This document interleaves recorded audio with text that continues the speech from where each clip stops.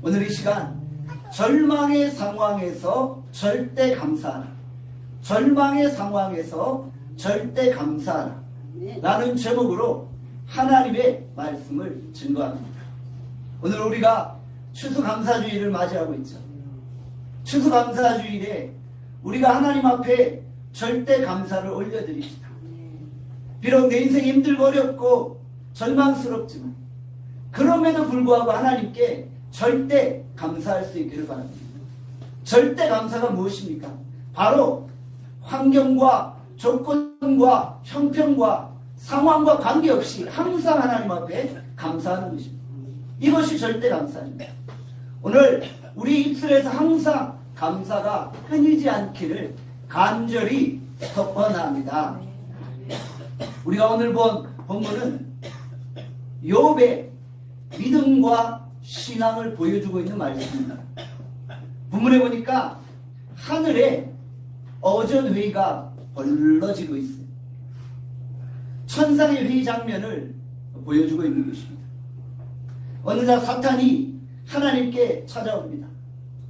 사탄이 하나님께 욥을 참소하고 있는 거예요. 욥이 재산이 많고 욥이 자녀가 잘 되고 있기에 하나님께 감사하고 예배한다는 거예요. 당시 욥은 동방의 의인이었고 동방의 거부였어요. 하나님이 믿음 생활을 잘하는 욥을 엄청나게 축복하신 거예요. 자녀들을 축복하셨고 그가 하는 모든 일에 축복하셨던 거예요. 그러니까 사탄이 하나님께 욥을 참소하며 이렇게 말한 거죠. 하나님이 욥을 축복하시니까 욥이 감사하고 예배하는 것이 아닙니까? 욥이 까닭 없이 이유 없이 하나님을 예배하지 않는다. 이유 없이 하나님께 감사하지 않는다는 거예요. 그러자 하나님이 사단에게 욥을 자랑스럽게 언급하셨잖아요. 욥은 그 결코 그렇지 않다. 욥은 하나님을 경배하고 신뢰하는 자에게 그가 재산이 없을지라도 자녀가 없을지라도 나 하나님께 감사할 것이다 라고 자신있게 이야기하신 거예요. 그리고 하나님이 사단에게 욥의 소유를 빼앗아가도록 허용하셨던 거예요. 욥의 생명만 건들지 말고 모든 것을 빼앗아가도 좋다 라고 허락하셨던 거예요. 사탄은 하나님의 허락 없이 단 한 가지 일도 행할 수 없는 거예요. 하나님이 허락하셔야만 사탄도 활동할 수 있는 거예요. 하나님이 사단으로 하여금 욥을 치게 하신 것은 하나님의 허용적인 계획 아래 있었다라는 것이죠. 하나님이 왜 그렇게 하셨겠어요? 욥의 믿음을 신뢰했기 때문에. 아무리 사단이 욥을 시험해도 욥은 하나님을 부인하거나 원망하지 않을 것이라는 확신이 있었기 때문입니다. 사단이 욥을 공격하기 시작합니다. 그러자 하루아침에 욥은 모든 재산을 다 빼앗겨버린 거예요. 어느 날 갑자기 도적대가 나타나 욥의 10자녀를 다 죽여버린 거예요. 하늘에서 불이 떨어져서 욥의 모든 재산과 가축들을 다 불태워버린 거예요. 하늘에서 불이 떨어진 거예요. 하늘에서 불이 떨어졌다는 것은 하나님이 심판하셨다라는 의미가 될 수 있잖아요. 하나님이 심판으로 여기고 있는 거예요. 그런데 하나님이 심판한 것이 아니라 사단이 시험한 거였죠. 또 갑자기 회오리바람 강풍이 불어와 욥이 가지고 있는 모든 소유물을 다 빼앗아가고 심지어 욥이 심각한 질병으로 고통당하고 있었다는 것이죠. 주께서 욥의 생명만 건들지 말라고 했잖아요. 욥은 생명을 제외한 모든 것을 다 잃고 말았다. 가정은 풍지박산납니다. 모든 인간관계는 다 깨어집니다. 하루아침에 소위 말해 알거지가 되어버린 거예요. 여러분들 우리에게 이런 일이 닥쳤다고 한번 생각해 보세요. 우리는 단 한 가지 일만 닥쳐도 당황해서 주님을 떠나고 믿음을 잃어버릴 수도 있다는 거예요. 연속적으로 겹겹이 계속 사단의 시험이 다가오고 있는 거예요. 우리가 본문에서 알 수 있는 것이 무엇입니까? 사단은 우리를 시험하고 넘어뜨리려고 한다. 사단이 주는 시험은 우리를 넘어뜨리고 죽이고 멸망시키려고 한다는 거예요. 그러니까 모든 시험이 다 사단의 시험은 아니에요. 모든 시험이 다 사단이 가져오는 것은 아니에요. 하나님이 우리를 테스트하고자 시험하는 경우도 있다. 그런데 사단의 시험과 하나님의 시험은 분명히 다르죠. 하나님의 시험은 그건 바로 테스트예요. 그 테스트를 통해서 우리를 강화시키고 우리의 믿음을 더 견고케 하기 위함이죠. 하나님의 시험은 우리를 살리기 위함입니다. 하나님이 우리를 죽이려고 시험하지는 않으세요. 그런데 사단의 시험은 어때요? 우리를 시험해서 우리를 넘어뜨리고 죽이고 하나님으로부터 떠나게 만들려고 한다. 그러니까 하나님의 시험과 사단의 시험은 분명히 다르다. 오늘 본문은 하나님의 허용적 계획 아래 사단이 욥을 죽이려고 시험하고 있었던 것이죠. 마귀의 인생의 최고의 목적은 우리를 넘어뜨리는, 우리를 시험해서 우리를 죽이고 넘어뜨리려고 하는 거예요. 마귀가 우리를 시험하는 가장 좋은 방법이 뭐예요? 바로 항상 이유를 묻게 하는 거예요. 왜 우리가 예배합니까? 하나님이 우리를 축복하셨기에 예배하는 거죠. 왜 찬양합니까? 하나님이 우리를 찬양케 하셨기 때문에 찬양하는 거죠. 항상 우리로 이유를 묻게 하는 거예요. 욥기 1장 9절에 말씀합니다.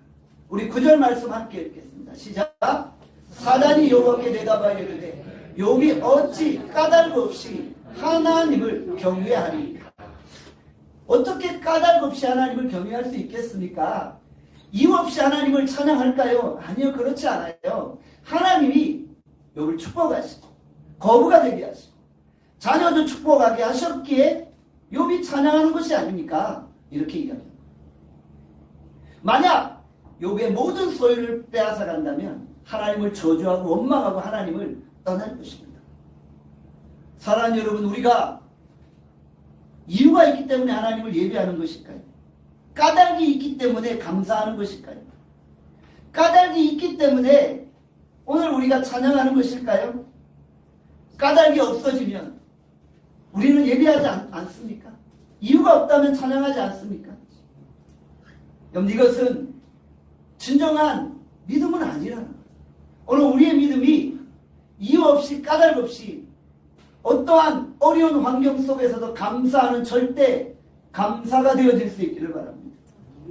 이유가 없는데도 찬송하는 거예요. 이유가 없는데도 감사하는 거예요. 이유가 없는데도 기뻐하는 거예요. 사단이 시험할 때 우리가 어떻게 대항할 수 있어요? 아무런 이유가 없는데도 하나님을 찬양하고 감사하는 거예요. 그러면 사탄이 어쩔 줄 몰라요. 아, 얘 대단한 믿음을 가지고 있구나. 요 정도 시험하면 하나님을 저주하고 원망할 줄 알았는데 아니네. 보통 믿음이 아니네.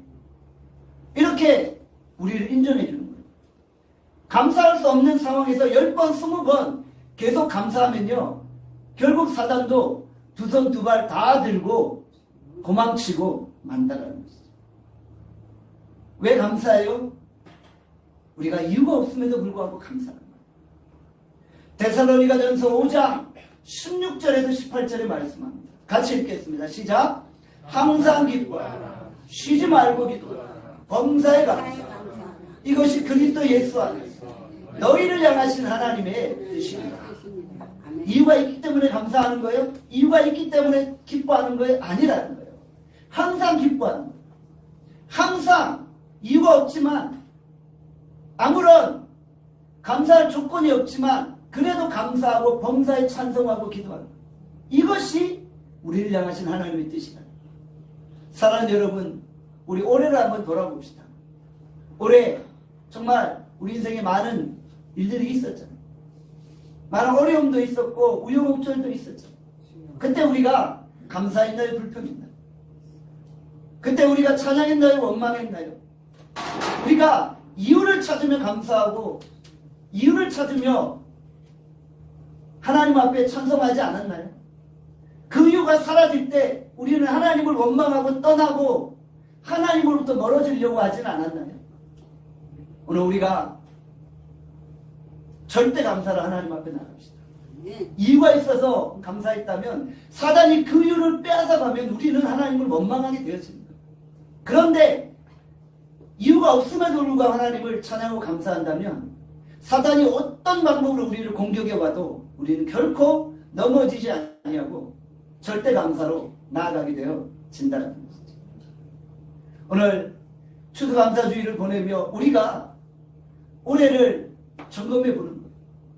그리고 감사하지 못했다면 이제 이후로 우리가 올해를 마감하는 그 순간까지 더 큰 감사와 찬송으로 주 앞에 나아갈 수 있기를 바랍니다.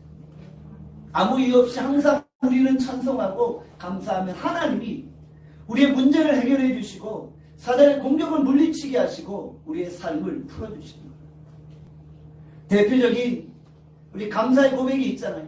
하박국 3장 17절에서 19절 우리 함께 읽어보겠습니다. 함께 읽겠습니다. 시작. 비록 무화과 나무가 무성하지 못하나 포도나무에 열매가 없으며 감람나무에 소출이 없으며 밭에 먹을 것이 없으며 우리의 양이 없으며 외양간에 소가 없을지라도 나는 여호와로 말미암아 즐거워하며 나의 구원의 하나님으로 말미암아 기뻐하리로다.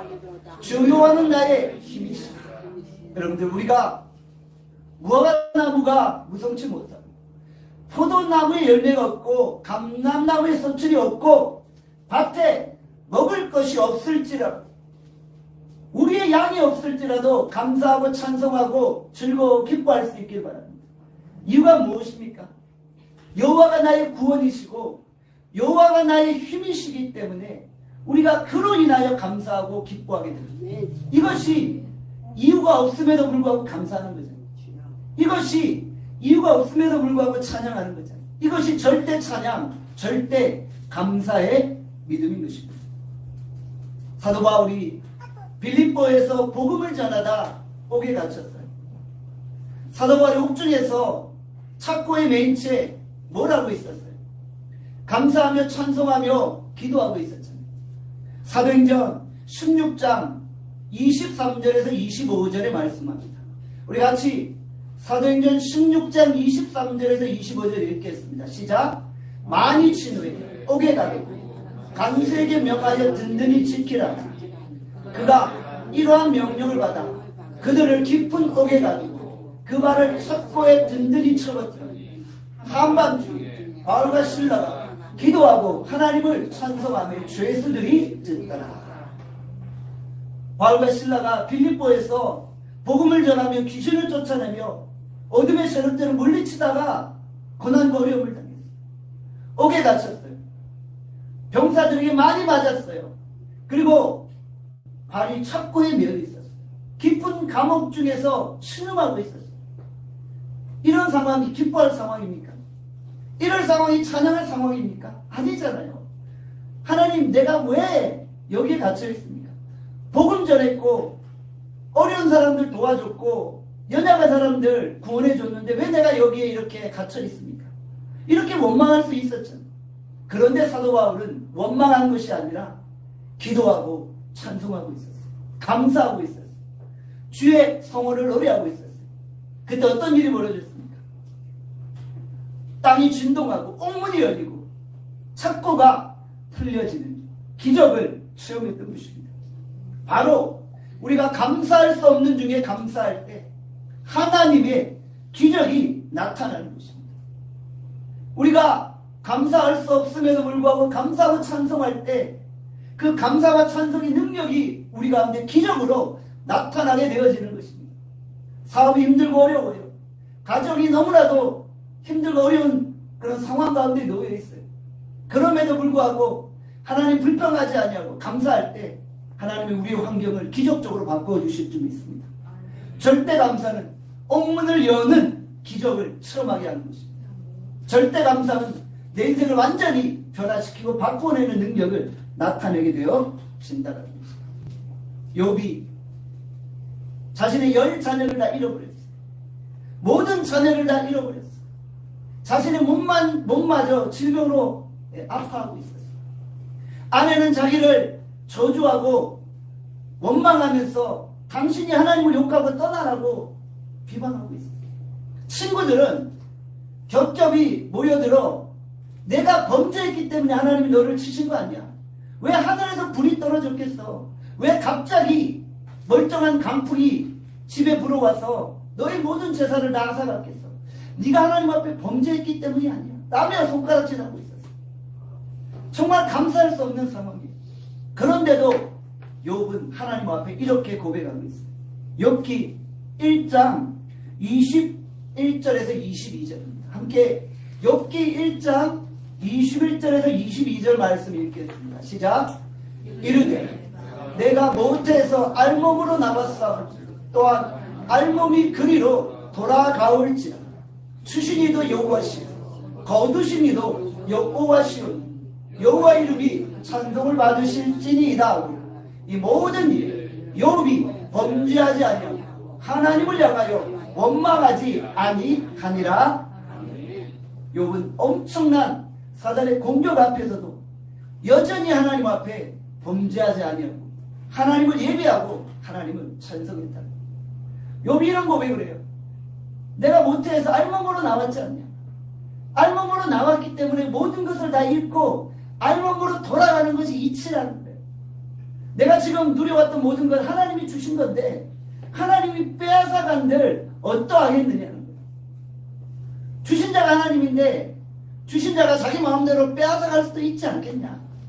그런데 종이 무슨 주인을 향해 원망하겠느냐. 나 원망하지 않겠다. 오히려 주신 자가 거두어 가심에 대해 여호와 이름을 찬송하겠다. 그리고 모든 일에 범죄하지 않는다. 원망하지 않는다. 주어진 것에 감사하고 찬송하고 있어요. 그는 여전히 하나님을 예배하고 있었다. 이런 상황에서 예배하는 것이 과연 가능했을까요? 우리가 이런 겹겹이 고난을 당하면 과연 이런 고백을 하고 예배할 수 있을까요? 쉽지 않은 거예요. 예배는 하나님의 주권을 인정하는 거예요. 내 삶의 주인이 하나님이심을 고백하고 내 모든 인생의 환경이 하나님께 속하였음을 고백하고 하나님 앞에 내 인생을 맡기는 거예요. 이것이 바로 예배라는 것이죠. 욥은 사단의 모든 시험을 이기고 최후 승리를 거두었죠. 하나님은 욥을 아셨어요. 욥이 이 시험을 능히 이길 것을 알고 있었고 당당하게 자신있게 사단에게 욥을 자랑하고 있었던 것입니다. 절대 감사로 나아갈 때 모든 절망의 상황들 다 이겨냈던 것입니다.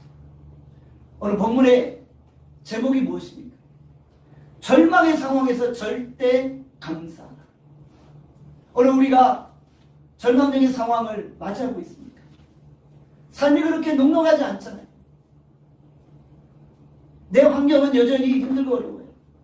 우리의 자녀들은 여전히 고난 가운데 있어요. 뭔가 우리 하나님이 나의 삶을 풀어주실 것으로 생각했는데 여전히 아무런 일이 일어나지 않고 있어요. 그래서 감사하기보다 원망하고 싶어요. 여러분 그때 우리 원망을 거두고 절대 감사로 나아갈 수 있기를 원합니다. 추수감사주의를 맞이하면 감사할 수 없는 상황에서 진정 감사함으로 주 앞에 나아갈 수 있기를 간절히 축원합니다. 19세기에 욥이라고 불리는 한 인물이 있습니다. 그는 호레시오 스태포드입니다. 그는 변호사고 교수였고 탁월한 사업가였습니다. 그는 사업가로 엄청난 부와 성공을 경험하고 있었습니다. 그는 세계적인 부흥사 D.L. 무디를 서포터하는 서포터 역할을 해주고 있습니다. 그는 D.L. 무디 교회의 재정 집사가 되어서 목사님의 그 붕괴를 지원해주고 교회를 재정적으로 서포트해주는 그런 역할을 하고 있었어요. 그런데 그에게 엄청난 위기가 닥치게 됩니다. 1871년 10월 8일 시카고에 대화재가 발생합니다. 무디 교회가 불타게 됩니다. 자신의 저택과 회사와 모든 소유가 다 불타버립니다. 자신의 거의 전 재산을 다 잃어버리고 말았던 거예요. 그런데도 스태포드는 자기 집을 걱정한 것이 아니라 어떻게 빨리 무디 교회를 다시 지을 수 있을까? 어떻게 빨리 교회를 복원할 수 있을까? 그것을 걱정하고 있었어요. 설상가상으로 비슷한 시기에 자신의 4살 된 아들이 열병으로 죽고 말았던 것입니다. 겹겹이 고난과 어려움이 임하게 됐죠. 아내 안나 스태포드는 재산을 잃은 것과 아들이 죽게 됨으로 인하여서 심한 낙심과 고통과 절망 가운데 거하게 됩니다. 심신이 쇠약해지고 마음이 약해져서 정신병원에서 치료를 받으며 낙심 가운데 거하고 있습니다. 힘들고 고통스러운 시간을 보내고 있습니다. 스태포드가 아내를 위로하고자 아내와 남아있는 4딸을 유럽 여행을 보내줍니다.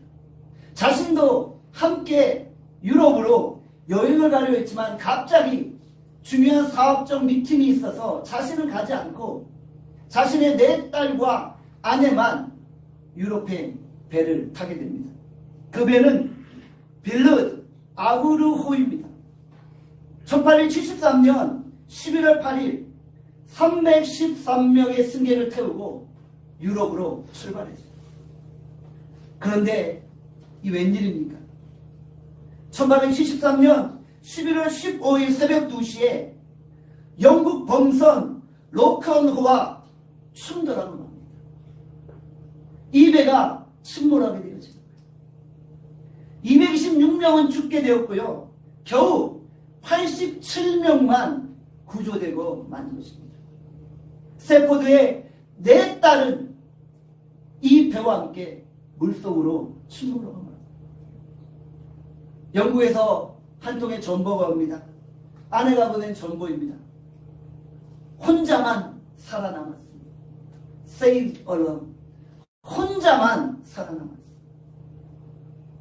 스태포드는 너무나도 고통스러운, 너무나도 괴로운 가운데 거한 거예요. 그리고 영국에 있는 아내를 보기 위해 배를 타고 유럽으로 가고 있었어요. 그때 선장이 이야기합니다. 지금 여기가 배가 침몰했던 장소입니다. 우리가 지금 침몰한 배가 가라앉아 있는 장소를 지나고 있습니다. 그때 스태포드는 선실에서 통곡하며 울부짖고 있는 거예요. 주님 왜 접니까? 주님 왜 납니까? 내가 주를 위해 얼마나 충성했는데. 세계적인 부흥사 D.L. 무디 목사님을 쫓아다니며 목사님을 재정적으로 후원하고 교회를 후원하고 제가 얼마나 주를 위해 헌신했습니까? 근데 왜 접니까? 왜 내 모든 재산을 다 빼앗아가고 내 4살 된 아들은 열병으로 죽게 되고 내 딸마저 물속에 가라앉고 말았습니다. 저 이제 아내만 남죠. 이러면서 밤이 새도록 통곡을 하는데 갑자기 마음에 평강이 몰려오고 갑자기 마음에 기쁨이 몰려오고 그러면 그가 그 선실에서 찬송가 413장을 작곡한 것입니다. 내 평생에 가는 길 순탄하여 늘 잔잔한 간 같든지 큰 풍파로 무섭고 어렵든지 나의 영혼은 늘 편하다. 내 영혼 평안해. 내 영혼 평안해. 내 영혼 평안해. 그는 고통 속에 하나님이 주시는 그 평강과 위로를 경험하며 찬송가 413장을 지었던 것입니다. 이후 그는 스태포드 고아원을 세우고 그 수많은 아이들을 케어하고 돕는 역할을 했습니다. 하나님이 그를 다시금 축복하셔서 이전보다 더 크게 그를 사용하셨고 그는 자신의 죽은 아들, 딸들 대신 더 많은 자녀들을 케어하며 도우며 하나님 앞에 헌신했다고 합니다. 사랑하는 여러분, 왜 하나님이 우리에게 이런 어려움을 주실까요? 사실 그 이유는 가히 측량할 수 없어요. 왜 접니까? Why me? 라고 우리가 하나님 앞에 질문하지만 어떨 땐 하나님이 침묵하실 때가 있어요. 그럼에도 불구하고 우리가 하나님을 원망하지 않는 거예요. 하나님께 감사하는 거예요. 어제 제가 구리 윤서병원 장례식장에 가서 어떤 한 사모님의 장례를 집례합니다. 목사님이 파킨스병으로 투병하시다가 결국 세상을 떠납니다. 이분이 정말 오열하며 하나님 앞에 우는 거예요. 하나님 왜 내 남편을 이렇게 먼저 데려가십니까? 제가 이렇게 설교했어요. 우리는 그 이유를 알지 못해요. 어떻게 제가 감히 하나님이 무슨 이유 때문에 그렇게 하셨다라고 이야기할 수 있겠어요? 몰라요. 그렇지만 그럼에도 불구하고 우리가 하나님을 원망해서는 안 된다. 그럼에도 불구하고 우리가 하나님께 감사해야 된다. 그것이 하나님의 뜻입니다. 인간의 생사화복은 사람에게 달린 것이 아니죠. 하나님의 주권 가운데 있잖아요. 그러면 우리가 어떠한 순간에도 하나님 앞에 감사하고 찬양할 수 있어야 된다는 거죠. 제가 총신대를 다녔던 시절에 있었던 일이 칼빈주의 신학을 가르쳤던 한 교수님이 수업 중에 갑자기 이런 말씀을 하시는 거예요. 학생들, 두꺼운 신학책을 읽으면서 밤새 연구하는 것보다 손영원 목사님의 자서전 한 권을 읽고 은혜 받는 것이 어찌 보면 더 중요할 수도 있어요. 저는 그 이야기를 듣고 깊은 고민에 빠졌어요. 우리는 신학자로서, 목회자로서 두꺼운 성경책을 읽고 막 두꺼운 신학책을 읽고 깊이 연구해야 된다고 생각하는데 오히려 그것보다 정말 하나님의 말씀대로 살아왔던 믿음의 선배들의 그 자서전을 보고 거기서 은혜 받고 그렇게 살아가는 것이 더 인생에 유익한 것은 아닌가, 목회에 유익한 것은 아닌가 라는 대답을 하신 것이 아닌가 생각이 듭니다. 제가 그 수업을 듣고 즉시 군의 서점으로 가서 나의 아버지 손양원 목사라는 책을 샀어요. 그리고 그날 저녁 밤이 새도록 그 책을 읽었어요. 너무너무 은혜가 되는 거예요. 정말 그 책을 읽으며 눈물을 쏟았어요. 우리가 이번에 다니엘 기도회를 하며 강사 목사님의 설교를 들었잖아요. 손요한 목사님의 손자 되는 분이 다니엘 기도회에서 말씀을 증거했잖아요. 큰 은혜를 받았잖아요. 저는 그 책을 보면서 손양원 목사님처럼 살아야겠다라는 결단을 했지만 지금 제 모습은 한없이 부족해요. 비교할 수 없어요. 비교하지 마세요. 저는 한없이 부족한 자일 뿐인 거예요. 그렇지만 저는 그 대학 시절 그 20대 때 그 책을 읽으며 내가 그런 목회자가 되면 좋겠다라는 마음가짐을 가졌다는 것입니다. 손혜원 목사님을 우리가 소위 사랑의 원자탄이라고 부르잖아요. 그런 일제 신사참배를 반대해서 끝까지 투쟁했던 목사님이십니다. 그는 예양원에서 나환자들을 돌보며 나환자와 함께 평생을 사셨던 분이죠.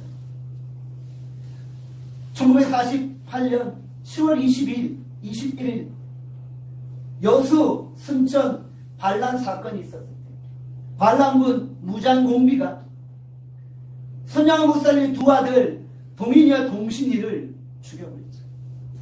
그때 손양원 목사님 자신의 두 아들을 죽인 무장공비를 양자로 삼고 그와 함께 생활하게 되셨죠. 정말 놀라운 용서와 화해의 모습이었던 가히 평범한 사람이 할 수 없는 그런 용서를 베푸셨던 손양원 목사님이 죽은 두 아들을 바라보며 10가지 감사 기도문을 하나님께 올려드렸잖아요. 첫 번째, 나 같은 죄인이 혈통해서 순교의 자식들을 나게 하시니 감사합니다. 두 번째, 허다한 성도 중에서 이런 보배들을 나에게 주시니 감사합니다. 삼남 삼녀 중에서 가장 귀한 장남 차남을 바치게 하시니 감사합니다. 한 아들의 순교도 귀하거늘 하물며 두 아들이 순교할 수 있게 하셔서 감사합니다. 예수 믿는 사람은 병들어 죽어도 복인데 전도하다 총에 맞아 순교했으니 감사합니다. 아들들이 미국으로 유학 가려 했는데 그보다 더 좋은 천국 갔으니 내 마음이 안심되어 감사합니다. 내 아들을 죽인 원수를 회개시켜 아들을 삼은 사랑의 마음을 주시니 감사합니다. 내 아들의 순교의 열매로서 무수한 천국의 열매가 생길 것을 인하여 감사합니다. 이 같은 역경 속에서도 이상 8가지 진리와 하나님 사랑을 찾는 기쁜 마음, 여유로운 믿음을 주신 우리 주 예수 그리스도께 감사합니다. 이렇듯 과분한 축복 누리게 되는 것을 감사합니다. 선교한 목사님, 두 아들을 떠나보내며 장례식장에서 10가지 감사의 기도문을 하나님 앞에 올려드립니다. 그리고 모든 주권이 하나님께 있기에 아들을 데려가심도 하나님의 선한 뜻이었고, 그래서 나는 이것으로 인해 감사한다라고 고백하셨던 것입니다. 과연 우리가 하나님 앞에 어떤 감사로 나아가고 있습니까? 예수님이 누가복음 17장에서 10명의 나병 환자를 고치셨죠. 그런데 10명 중에 감사하기 위해 되돌아온 사람은 몇 명이었나요? 오직 사마리아 이방인 한 명이었죠. 여러분들, 우리의 삶이 이러하다는 거예요. 하나님이 내게 많은 것을 주셨는데 우리는 잘 감사하려고 하지 않는다. 감사의 인색하다는 거예요. 10명의 나병 환자가 치료받았으면 10명이 다 예수님께 돌아와서 감사해야 되잖아요. 그런데 정작 한 사람만이 돌아와 감사하고 있었다는 거죠. 누가복음 17장 17절에 말씀합니다. 같이 한번 읽겠습니다. 시작. 예수께서 대답하여 이르시되 10사람이 다 깨끗함을 받지 아니하였느냐? 그 9은 어디 있느냐? 그 9은 어디 있느냐? 여러분들, 우리가 감사하기 위해 돌아온 한 명에 속합니까? 아니면 감사하기 위해 돌아오지 아니한 9명입니까? 그 9은 어디 있느냐? 오늘 우리가 다시 한번 감사할 수 있기를 바랍니다. 나의 낮은 것이 하나님의 은혜입니다. 내가 지금 살아가는 것도 하나님의 은혜이고 하나님의 돌보심입니다.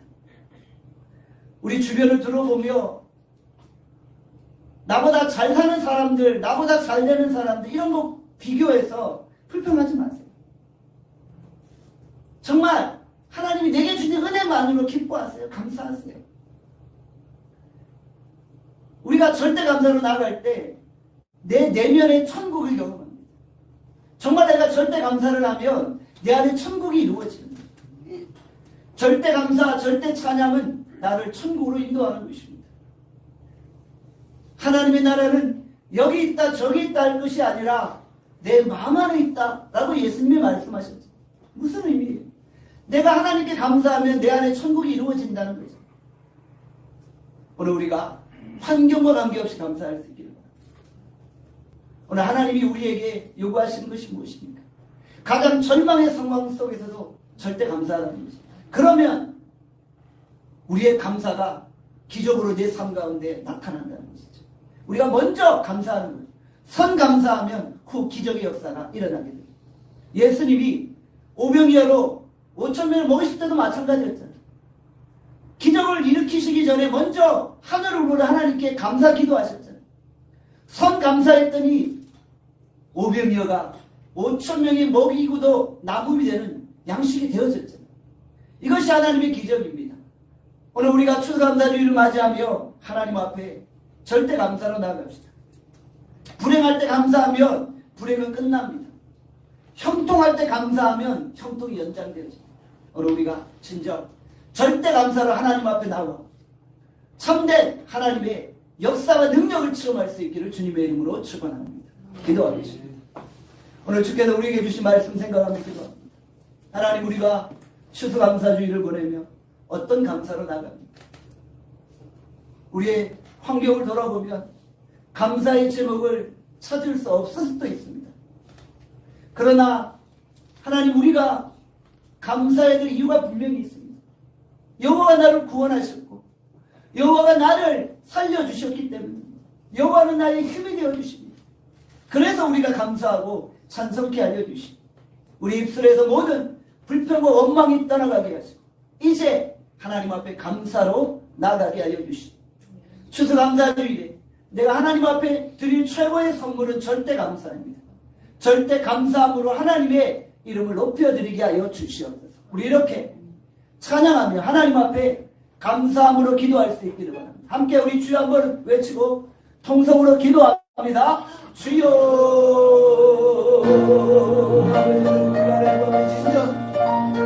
절대 감사하다. 하나님, 우리가 인정 절대 감사로 하나님의 신고를 찾는 하나님의 능력과 은혜를 실험하기를 원하는 하나님, 우리 가운데 거룩하게 역사해 하나님, 우리가 추수감사주의 절대 감사가 하나님 앞에 하나님, 우리가 이유를 묻지 않기를 사탄은 자꾸 우리에게 이유가 있기 때문에 감사하지, 이유가 있기 때문에 찬양하지, 이유가 있기 때문에 기뻐하지 않는 시험합니다. 그러나 우리는 이유가 없습니다. 조건이 어려운지 절망의 상황일지라도 감사함으로 사단을 굴복하고 사단으로부터 믿게 하여 주시고 이유 없이 감사합니다. 사단은 굴복되고 이유 없이 찬송합니다. 사단은 우리 앞에 무릎을 꿇게 됩니다. 하나님 아버지, 우리가 지금 절대 감사로 하나님 앞에 하나님께 영광 돌리게 하여 주시고 간절히 소원합니다. 예수님의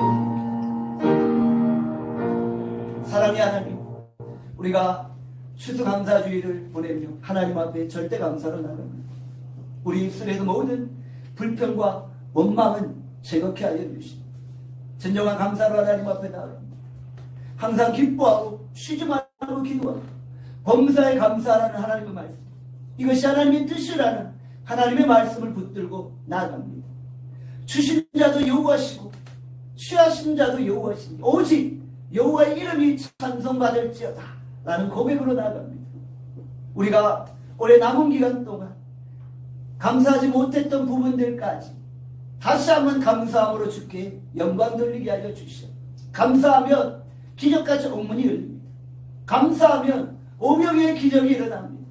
감사하면 내 삶의 환경들이 변화됩니다. 선감사 후 축복과 기적의 역사를 우리의 삶 가운데 체험케 하여 주시고 비록 그리 아니하실지라도 감사케 하여 주시고 무화과나무에 소출이 풍성하지 않을지라도 감람나무에 열매가 없을지라도 우리의 소와 양이 없을지라도 여호와로 감사하는 우리가 되게 하여 주시옵소서. 이번 한 주간 주께서 우리를 지키시고 돌보시기를 간절히 소원하고 예수 그리스도의 이름으로